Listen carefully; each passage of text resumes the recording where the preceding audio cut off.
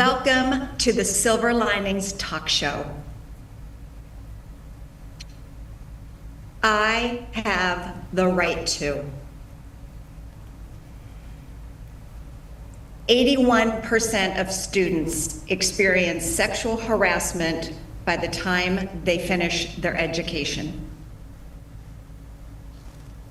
Every 68 seconds, an American is sexually assaulted. Every 9 minutes, that victim is a child. 1 in 4 girls have experienced some form of sexual violence before college. 1 in 6 boys have experienced some form of sexual violence before college. Only 15% of LGBTQ+ young people have access to sexual education that includes discussions about LGBTQ+ people and experiences in school.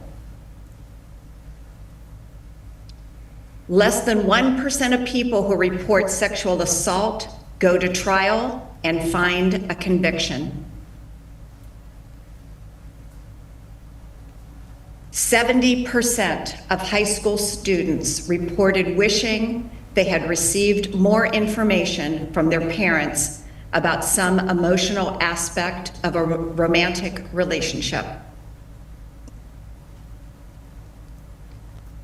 65% of high school students wished they had received guidance on some emotional aspect of romantic relationships in school.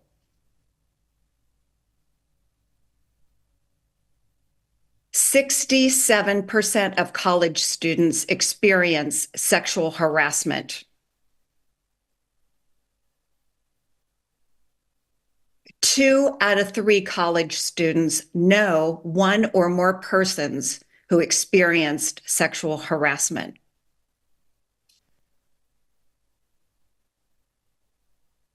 One in 5 women are sexually assaulted in college.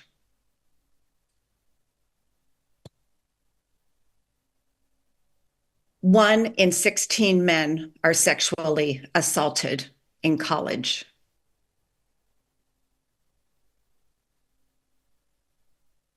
LGBTQIA, Black, Indigenous, and people of color face a heightened risk of sexual violence.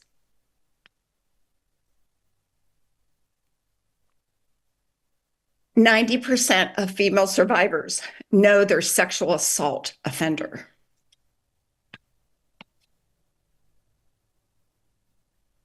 50% of sexual assault occurred during the first 6 to 8 weeks of school, also known as the red zone.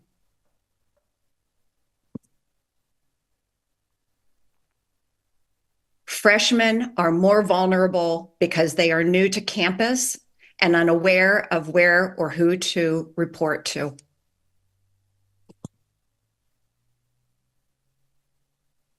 .1% of students who experience sexual assault drop out of college.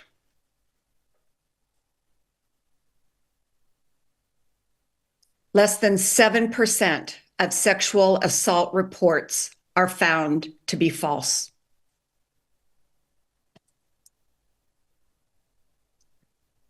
And without further ado, I would like to introduce you to Susan and Alex Prout, 2 of the bravest parents that I know. And I'd like to let them share with you how their work is making an amazing difference.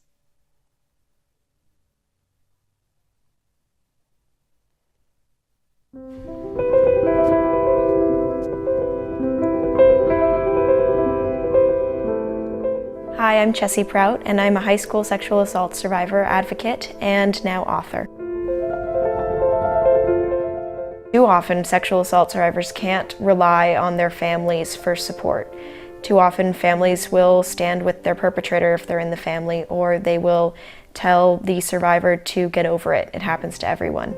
And that shouldn't be the case. The purpose for me coming forward in the first place was to let other people know that they might feel alone, but they are not alone. Speaking out can be difficult. It can be the biggest and craziest thing that a person has to do in their life. And it's not for every survivor. Sometimes speaking out looks like writing down the words, "I was assaulted" or "I was raped," saying them out loud, telling a friend, talking to a parent, a trusted adult, or talking on national television. I mean, it looks different for everybody, but to see real change in the world, we have to use our voices when we can. And I feel like it's my responsibility to help amplify this message through the different avenues that I'm given. 2 days after the trial, my name was blasted on the internet, on hate sites, people writing narratives of what my assault was like, people writing death threats, rape threats. I mean, I had no sense of privacy in that sense. When you searched up Chessy Prout on the internet, if I were to ever apply for a job or even apply to go to college, people would see the headline. The first headline was "The St. Paul's School Slut." And so when St. Paul's School challenged my anonymity in a court filing, that kind of pushed me over the edge, and I looked at my parents and I said, they think this is gonna shut me up. I knew that my experience was much bigger than my name, my comfort. So I wanted to put myself out there, because if it wasn't my name being dragged through the mud, if it wasn't me going first, it would have to be somebody else. I think the most important thing to me on my journey has been my family's support. From their immediate support, my older sister telling me that what happened to me was not my fault when I disclosed to her, to my mother comforting me on the phone when I told her what happened. That is what a sexual assault survivor deserves, is love, support, and kindness from the people that are meant to do that in the first place. We've met so many different people who have helped out my family and me through the criminal justice process, through, even me coming to terms with my sexual assault and becoming a survivor. And so my family and I wanted to spread that wealth of knowledge, and we launched our organization, I Have the Right To, and on our website, IHaveTheRightTo.org, we're hoping that it can become a sort of safe haven for survivors to either seek support, to share their stories, to let everybody know that this is what happened, this is real, you can't ignore us anymore, and we will find hope and justice through this. I think education is key and also extremely necessary to keep kids safe. You can teach a child as soon as they can talk to ask permission to hold somebody's hand, ask permission to borrow or take a toy, and let them know that they are not forced. They don't have to show affection to people that they don't want to show affection to. I think a lot of these problems can be minimized by emphasizing the need for mutual respect. I truly believe it's through human connection that we can build and grow and make a difference in this world. Too often as girls, we're told to stay in our place, to be quiet, to be polite, to be kind, to be the caring, emotional ones. But whenever we stand up for ourselves or claim our most basic rights, sometimes we're called names like bossy, or we're called bitches. I wanted to use the hashtag #IHaveTheRightTo to make it normal for girls to be able to claim their most basic rights. In the media, my perpetrator was given the lauded descriptions of all that he had accomplished and all that he had to lose. And yet I was protected with anonymity as the 15-year-old victim. In writing my book, I wanted to show the humanity behind the word victim or survivor. I have the right to be who I am without judgment or fear, to be happy, sad, angry, funny during this process, because there is no perfect victim.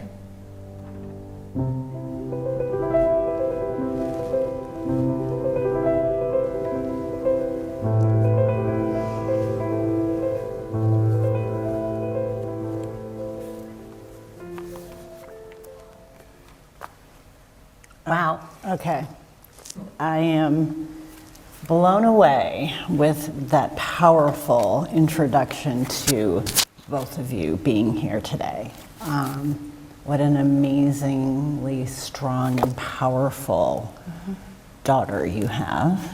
Oh, thank you, Lynn. And we're going to roll right into what we just heard. The statistics just gave me the shivers and the tears. But let's talk about the video and the challenges that you faced with what Chessy has gone through. Absolutely. To start with. And thank you so much, Lynn, and thank you, Dina, for having Alex and I here, and to Diane for that powerful opening. That is what we do in our workshops across the country. We level set and create awareness that my husband and I did not have, nor did my daughters, when we sent Chessy to high school, to St. Paul's School in Concord, New Hampshire. We sent her to boarding school where my husband went as a child because we lived overseas. It was not in my background, Lynn, as you know. Yes. My parents were both public school teachers, and we thought Chessy would be so well protected by a community there. It was the last thing we thought would happen to Chessy, that she would be sexually assaulted as a freshman in high school by someone that was in her sister's class and that was thought of as a productive and successful student. So when it happened, our first thought was, I need to make sure that Chessy was going to be okay. It was her health and welfare before everything else. And that is what we focused on, as well as our other two daughters too. We have a 10-year age gap. So we couldn't even talk about it in our family in the same terms to our 7-year-old daughter as to our 18-year-old daughter. So it was really challenging. Yes. I remember you, Alex, making a few comments about when we were talking about your initial feelings, and then feeling that, this was truly something that you as a family needed to come together with. And I know the age gap, but you as the father.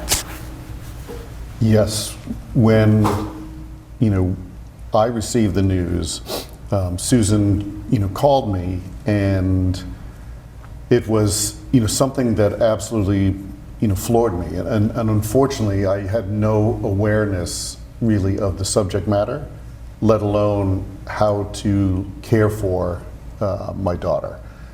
I had read an article that coincidentally 3 months before Chessy was assaulted in my office in Hong Kong, and at the water cooler I turned to a colleague and I said, look, I've just read this article in the New York Times that 1 in 4 girls will be sexually assaulted before they graduate university. And unfortunately I was thinking my oldest daughter, who was about to go off to Georgetown, and little did I know 3 months later would be my 15-year-old daughter, who was a freshman in high school. And that it would be, we heard all the data and the stats from Diane. It is my image of rape was the boogeyman jumping out from the bushes, and Chessy was one of the 90% who's assaulted by someone who they know. And not only did she know, but this was a classmate of my older daughters. And it just, represented this new unknown for us that especially me as a man, I needed to adjust to very quickly. Yeah, for sure. And sexual assault doesn't just affect the survivor, it affects the whole family system. And that's something we don't talk about enough. So the knockoff effect, just in the immediacy of it all, her younger sister, I needed to find childcare for her. My husband had work he was immersed in. He was ready to travel to London. And our older daughter was trying to square what had happened with her community. She was on a graduation trip to Watch Hill, of all places. And we were in communication trying to figure out what had actually happened and how I could support each member of the family, with of course Chessy being the the person at the center of everything. So it's really complicated as a family. And I want all potential perps out there. I mean, the sociopaths we'll never help, but the followers to this trend of sexual assault and commoditizing women, you need to know you are doing a crime against a whole family, because it truly upsets the balance of all you know. Chessy talked about some of the experiences, some of the negative experiences that she encountered, and I wanted to kind of just talk about how were these challenges to all of you as a family, and were there other challenges that you faced besides what she shared? I think that's something we really want to lift the curtain about, is secondary trauma. Yes. So indeed, we were shocked at how the community responded, her St. Paul's community. We were really hurt by it, and certainly both of our daughters were very traumatized by it. And this was the community we had entrusted our both daughters to. It was the only school we let our daughters apply to, feeling that they would be taken care of because of our history with them, and because the headmaster, who they call the rector, had gone to school with Alex, and we knew the family and so many of their classmates. But instead, I think we've now come to understand there's a response that people make to protect themselves from something that's horrible. You're a psychotherapist, you understand this. I think it's the reptilian response. They say, oh, no, she must have done something to bring this on to her. This fine young person couldn't be capable of that duplicitness. And so we watched the community walk away from us, one by one by one. Yes, it was an interesting evolution, and it was like an onion peeling exercise, because first and foremost, what was in front of Susan and I as Chessy's parents was a process of looking after her physically, emotionally, to make sure she was safe. And that we had to go up a steep learning curve, because we never dealt with this topic and we needed to learn a lot quickly. But thankfully, Susan had just great instincts in terms of how to love and care and support our daughter. I foolishly assumed that the community would rally around our daughter after this. In so many circumstances, I think in all of our lives, if a loved community member has something happen to them, they fall sick, they have an accident, they're impacted by a crime. Usually you have a line of people with casseroles out your door. I was going to say the meal train starts. Yes. Right.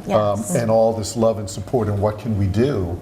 The opposite happened. And this, I think, is what completely flummoxed us, that this was a community of St. Paul's School in Concord, New Hampshire, where I went to, where I had supported the school we had sent our two daughters to.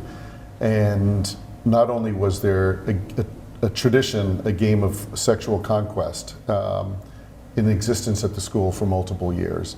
But Chessy felt compelled to speak up, because she had heard from multiple girls on campus that the perpetrator had done this to them as well before Chessy. And she knew he would do it again if she didn't speak up and stop this. And that, to me, is a heroic act by a 15-year-old. And I expected her to be lifted up in this community and protected and treated in a way that her safety would be foremost. The first day back at St. Paul's School, she was immediately bullied by the entire hockey team. They did what they called a stand and stare. They all stood, 16 boys with their arms folded, staring and not saying a word at Chessy. And that was a welcome back. Even her teammates on the volleyball team would ghost her for meals, leaving her behind. And she received no special support from the adults on the campus. And that seemed strange to us at the beginning. I went up to see the rector, Mike Hirschfeld, who's now the headmaster at Kent School, another Connecticut school, who declared to Susan and I, oh, don't worry, Alex and Susan, the campus will forget about this whole incident as soon as classes begin. But that wasn't the idea, was it? No, not at all. That was not the idea. So there were very strange reactions. We wouldn't know till multiple years later by continuing to use our voices, that we heard from dozens of other victims of sexual violence at St. Paul's School who were actively silenced by the school, that the school had a tradition of sexual abuse that they've been covering up for at least the past 70 years. But through this all, we learn what every victim of sexual violence faces. They face this wall of silence and isolation, and then this active campaign of blaming and shaming the victim, while raising up the perpetrator as this, bright student that has so much to lose because of a victim speaking up. That just blows my mind. It blows my mind because it doesn't seem like that could be real. But it was even stated in the book when she was trying to address it, I think with her RA. It had to be stated a certain way, as if there was no blame to the school. That's right. That's right. And so unfortunately, the scene was already being set for a lack of really diving into claims that, young women and probably maybe some young men, I don't know, have made. And it does kind of force someone to kind of withdraw, become a little more silent, start to question themselves. Absolutely. That's right. Because they immediately are not getting that support in any way. Even when they tell it, they can't tell it as they want to. So what Chessy actually found out was that even on one of her first days at school, she'd been sexually assaulted at a school dance. I forget the name of the dance at school. A Nash Bash. The Nash Bash, and the kids would dress up, and one of the dorm parents, her advisor, told the girls, come up with hand signals when boys start to get aggressive with you, because they will, and you need to protect yourselves in a group. And a boy put his hands down her pants while they were, in this big, kind of, gathering of kids, and the adults are all in the perimeter of the room watching.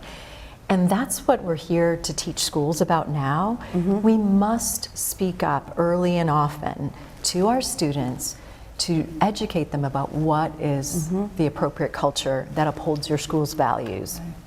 This was a religious school, and they were putting up with the actions of these boys for decades. They were doing the boys will be boys thing, Of course. and that is not, like, to know that it's happening and to tell the girls that they are supposed to protect themselves That's is right. kind of a little insane in my mind. Well, I'm glad you brought that up, and especially that phrase, because that phrase is also so demeaning to our boys. Absolutely. Because you're saying our boys are limited to this very, toxic image of a young man. Toxic. And that's what we should expect from these young men.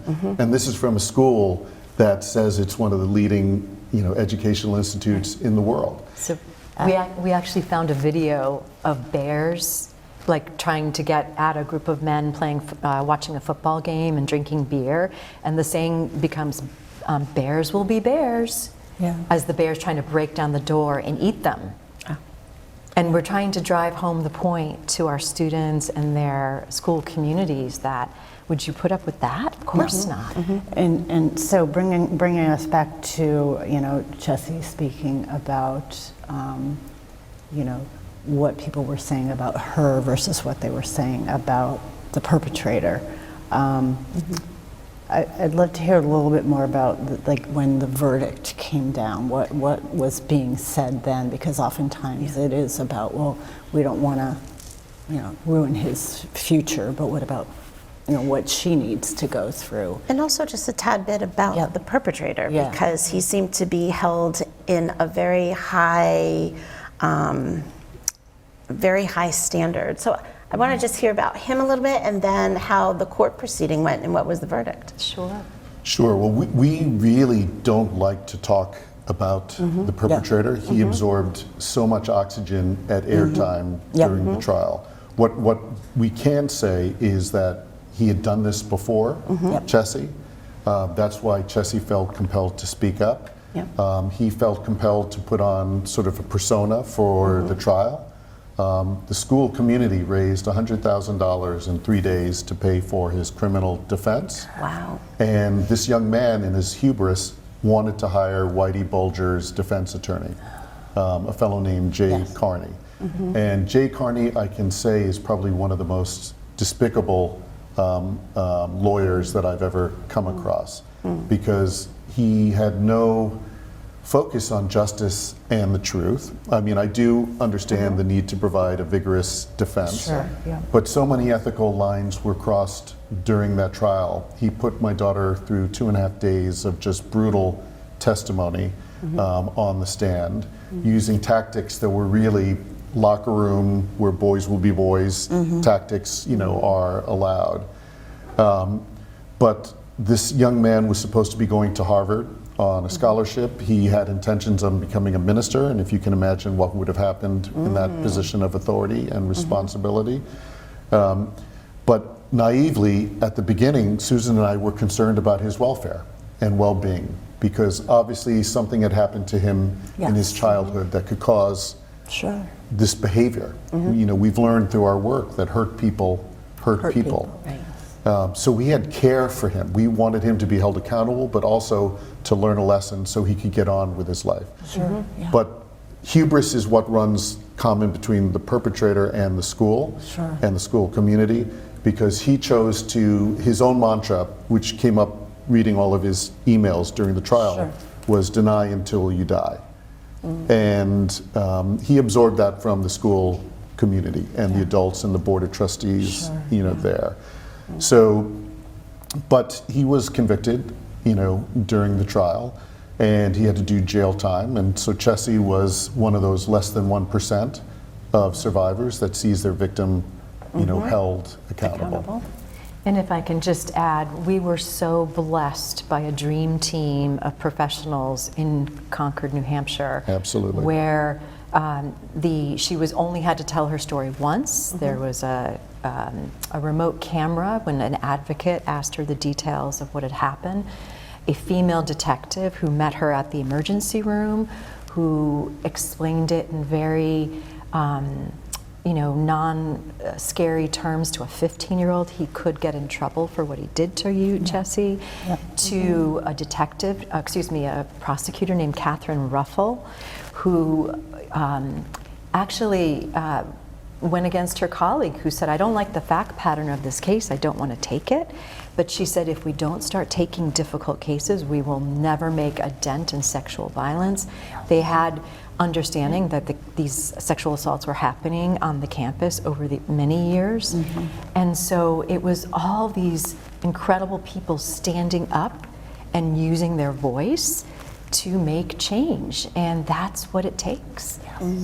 So after all this, you see, this is a mountain, this is not a hill. What gave you the strength to jump in and create I Have the Right To, when so many of these things are kept secret? And obviously your daughter's voice was one of them, but how did you get the strength to do this? Strength we didn't know we had, frankly. Right. So what happened was, after the criminal process and the civil process, St. Paul School challenged Chessy's anonymity. And the Boston Globe called it the single biggest blunder, legal mistake you could make in a sexual assault case. And Chessy heard about it and she said, is that a tactic to keep me quiet? And we said, yes, but don't worry, we're on it, we will figure this out. And instead she said, fine, if they think they will keep me quiet about my experience, then I'll out myself. And because there was such media interest, she had her choice of where to go with her story, which ended up being the Today Show and Savannah Guthrie. And she said, I don't want to make it a gratuitous, salacious story. I want to bring something to other survivors. And so she and our family came up with the hashtag I Have the Right To, which we discovered as we were watching the CNN series on the 60s, which talked about your civil rights. Chessy was raised overseas from being a 6-month-old baby in Japan. until she was in middle school.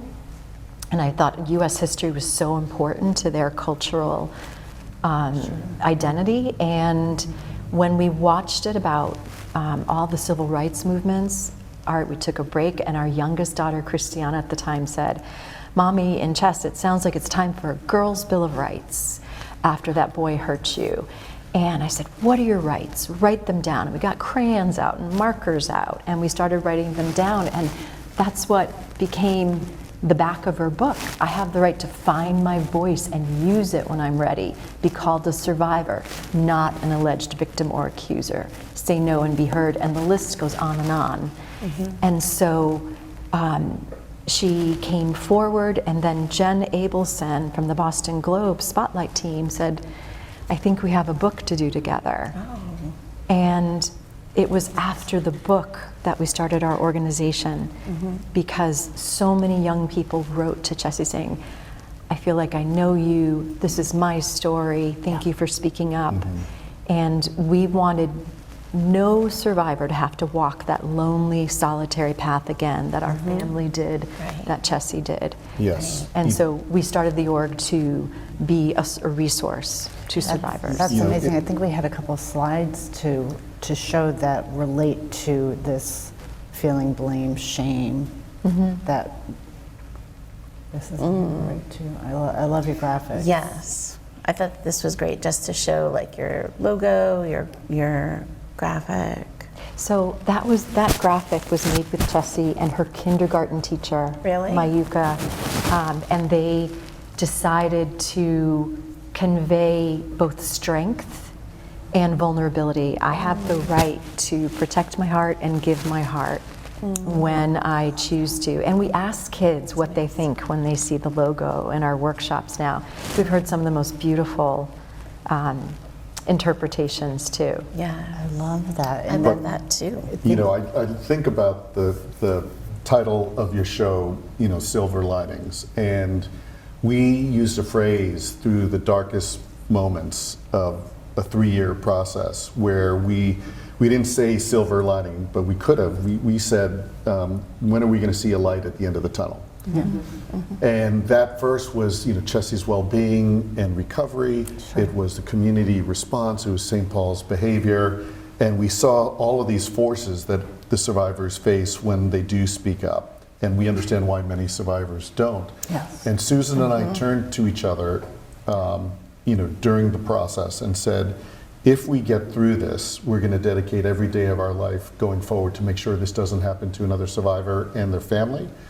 And I think that still fuels us today because we know the impact of sexual violence. My wife calls it murder of the soul, and I think that is a very apt description. And this is something, and you've all heard the stats out there. This has touched every single person in our community. And we need to take action. And we need to empower survivors to speak up because that's what really starts their journey of healing. Absolutely. So we have a couple slides on the exact mission of I Have the Right To. Yes. And I know we have a few slides to Right. to Well, share that's a here. picture of our website right now, and Okay. that's Chessy with one of her first signs claiming her rights. I love that. And she's very aware of her privilege. And we really want to reach every part of society with this idea, because we are a civil rights organization at our heart. We want to empower students to claim their rights and their communities to support them. It's a very small number of perpetrators out there. It takes the rest of us to speak up. And we can do away with sexual violence in our children's lifetime. I firmly believe that, if we all work together. I think we have one more. There we go. Our vision. Right. What is your vision? It's very simple. Every child, every student has the right to an education free from sexual assault. And we say that and we look at kids and they're like, and a life. And so we're like, so how do we get there together? And that's what our workshops do. That's what our conversations challenge kids to figure out. And it's by being an upstander and calling out your friend's behavior. And so we have grown from this mission to something we're really excited about now, which is reaching the people who need to care about sexual assault. Is the community that traditionally have been where the perpetrators come from. So we are trying to reach boys and men and their attitudes toward their fellow students. Would you like to? Yeah. Well, we definitely see that as a growth, because from where you started, where did that look like? Yeah.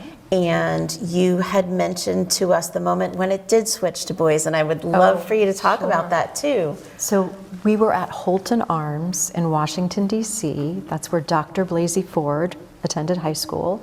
They had invited us in, and a very brave student named Cynthia, a freshman, was sitting in the whole school auditorium. And I later found out her background, which included a lot of challenges. And she had the bravery to raise her hand and say, "What about the boys' schools? Are you going to talk to our brothers and our friends?" And our executive director at the time said, "Not yet."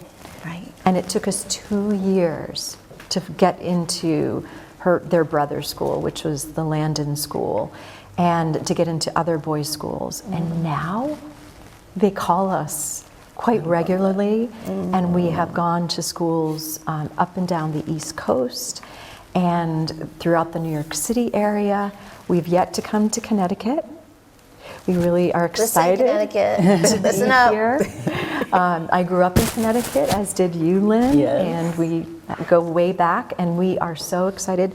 There are plenty of schools here in Connecticut we would like to talk to, but we have to get all stakeholders in the community involved in the conversation. Absolutely. Teachers, coaches, administrators, parents.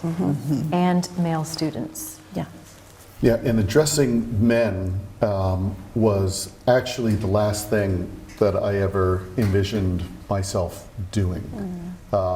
And I think upon self-reflection, it was because I was sort of trapped in this sort of container that society said I needed to be in. And I was very comfortable in that container. When Susan called me to tell me Chessy had been assaulted, and this is something I now talk through with audiences of boys and young men, is 3 reactions that all of the audience can identify immediately with me, which is I was filled with rage, I wanted to seek revenge on the perpetrator, and I felt like a failure as a man, as a father. And those were such real feelings that I was burdened with at the moment. And then with a little bit of reflection, I realized what was missing amongst all those 3 reactions was any thought about my daughter.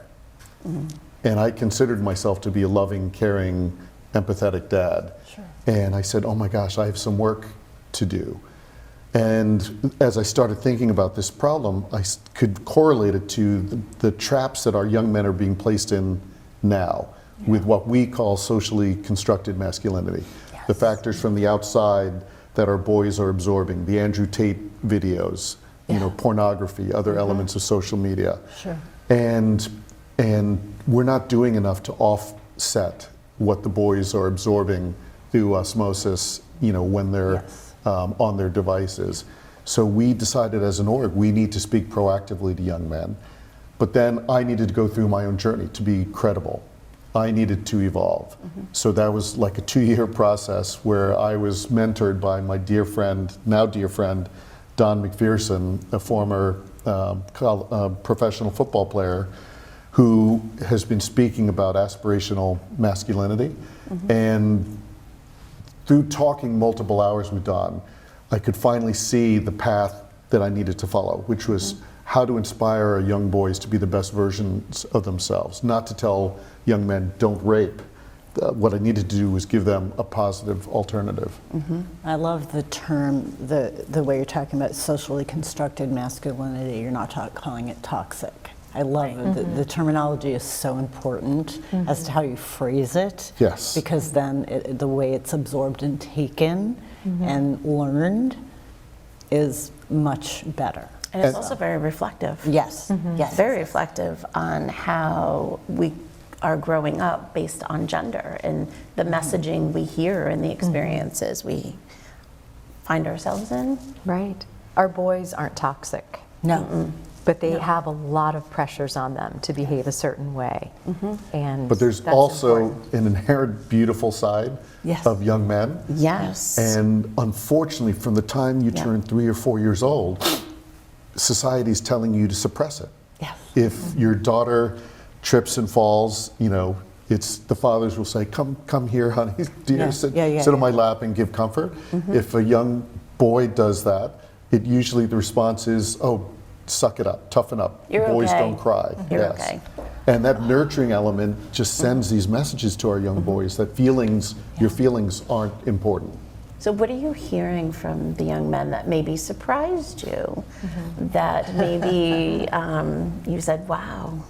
Well, the greatest blessing in the world was having this reality check moment that allowed me to begin to open up myself, to be able to talk to young men, because now I'm inspired, motivated every day speaking to young men because I see the potential ahead of us to really make the change that Susan was talking about.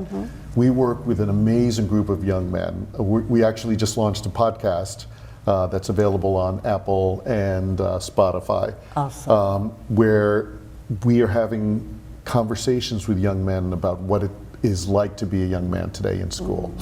And Can I jump in? Yeah. So, and you Yes. can get into the meat of it, but one of the most surprising things I heard them say is that they are willing to open up to their girlfriends, Okay. but not their male friends. Okay. I believe that.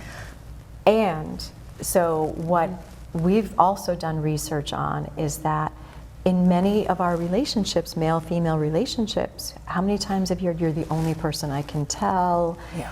What would I do without you? And that's beautiful, but it's also a big weight to carry. Men and boys need more relationships in their lives. We've talked so much about this, right? And just like women have and girls have lots of friendships, our boys need them too. Sure. Our boys need to be able to go to different people with their fears, their stressors. And so that's what the episodes that you work with the boys is developing into, which I think is so beautiful. well, and what's encouraging is these young men that we work with have such awareness on this topic and are so articulate, in many ways more articulate than people, my age, because we are so, I've got 60 years of armor that's been assembled to keep my emotions inside, and it's been a real, hard path to try to undo all of it. But there is this recognition, and I can see the battle that they're facing every day to say, well, wait, this is who I am.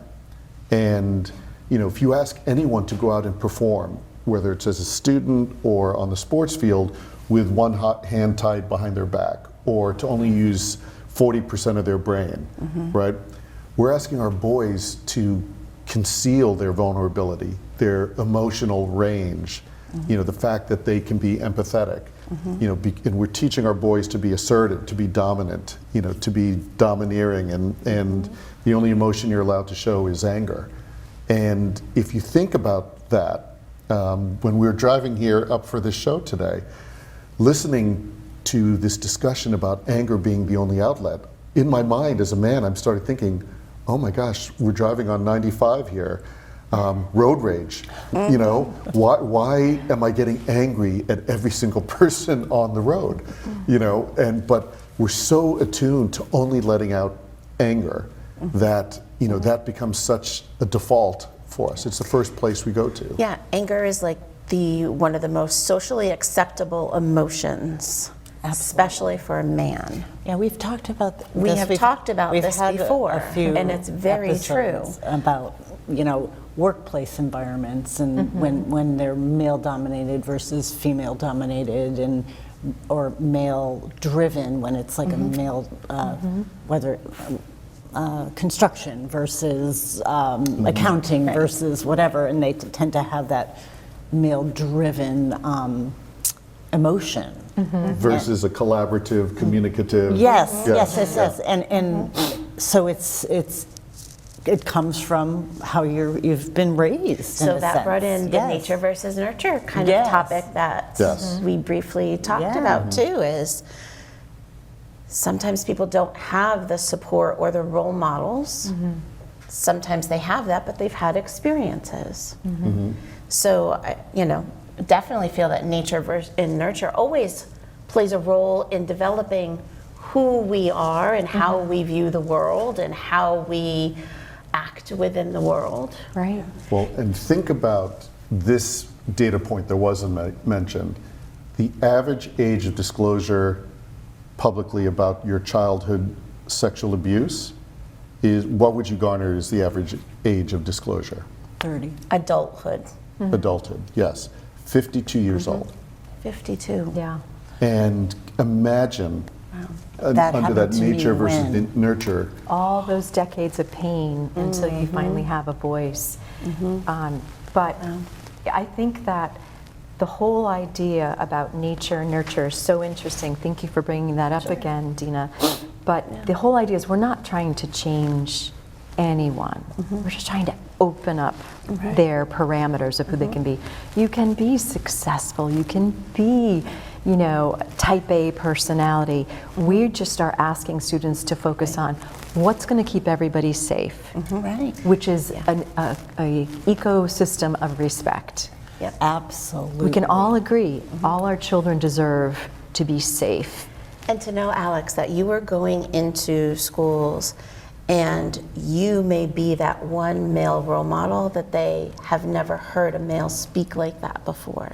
They've never had an experience where they have been given permission, right, to open up or to be able to think about their own emotions. So imagine, again, it's like one person, such as your daughter, who brings to light something, and then it passes on to the next person, to the next person, to the next person. For sure. And that's the amazing thing that you guys are doing with this really amazing multidisciplinary approach too, is you're talking about emotional intelligence, you're talking about education, community support, and all these pieces that are so vital for success. That's right. You can't learn at school when you're carrying trauma that nobody is sharing with you or is supporting. So we're talking about how all our children can succeed and be supported in the world that we live in right now. And it sounds so simple. Yeah, Right? it is. It sounds so simple. So I like that you're working right now with 8 to 12th grades, right? In schools. Yep. And I know you'd probably like to expand that. Well, actually, right after this this wonderful interview with you, we are heading to Quinnipiac University to work with a graduate student there on his senior thesis about how the media covers sexual violence. So we are expanding in both ways, actually. awesome. In universities, we've worked with Assumption University. We're going to my alma mater pretty soon, Holy Cross College. And yes, we have a phenomenal executive director who has little ones, and we are trying to get right in there when kids are most formative, in the preschool years as well. So teaching them about how they can live in a consent culture, which has nothing to do with physical sexuality. It just has to do with how we are respectful to one another. And just beginning, like you said, with that consent. I know we're gonna take a look at some slides coming up. Great. But the statistics that Diane shared were really mind-blowing. Yeah. And they have definitely not changed. Right, And right, that is that to me, I mean, I was just tearing up. When you share those stats with your kids, what are their impressions? They are universally shocked. Yes.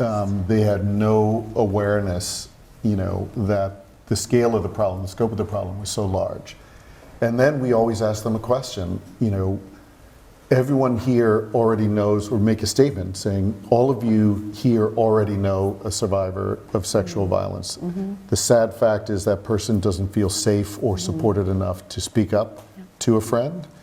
There are 36 million survivors of sexual assault in the United States. There are 615,000 new survivors every year. If this were any other topic, it would be in the headlines every single day. Yet somehow our society and this concept of institutional, betrayal and institutional complicity has, systematically tried to silence the voices of anyone impacted by this topic. So I think we have some slides on what consent should look like. Wonderful. And I'd love to kind of take a look at that. Yes. Let's skip ahead to the consent slides because I think we really, Yeah. Diane shared this Shared- information with us at the beginning, and I which is think awesome. we could be That's right. here. Well, the crazy thing is about consent is that it is not defined adequately in our legal system.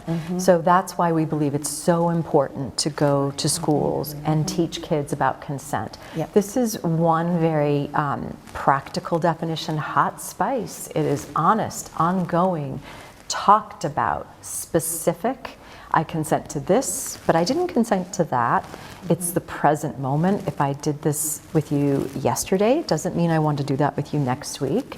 It's informed. I know who you are and what your feelings are coming into the situation, and you know what mine are. Changeable. I can change my mind at any point. And then affirmative and enthusiastically. So you have no question about where your partner stands in anything, and holding their hand and going in for, having your first kiss with someone. I spoke to a mother the other night who was traumatized by someone the first time they kissed her.